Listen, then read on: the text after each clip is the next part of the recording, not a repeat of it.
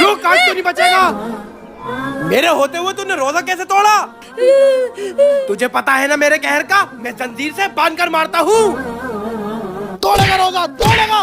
मुझे पता है तू यहीं कहीं छुपा है। अगर तू खुद बाहर आ गया तो मैं तुझे बख्श दूंगा, और अगर मैंने तुझे पकड़ लिया तो तुझे पता है मैं तुझे जान से मार दूंगा। या अल्लाह, तू मुझे इमाम साहब की कैसे बचा ले, मैं आज के बाद कभी रोजा नहीं तोड़ूंगा। अच्छा, तो यहाँ छुपा है तू। अरे ये कहाँ चला गया? अभी तो ये यहीं था। देख, जल्दी से बाहर आ जा, वरना तुझे पता है मैं जंजीर से बांध कर मारता हूँ। जल्दी बाहर आ जा, रोजा तोड़ने पे मैं तुझे हरगिज़ माफ नहीं करूंगा। अब दुनिया की कोई भी ताकत तुझे मुझसे बचा नहीं सकती।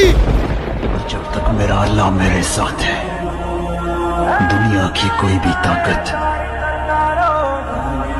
मेरा कुछ नहीं बिगाड़ सकती।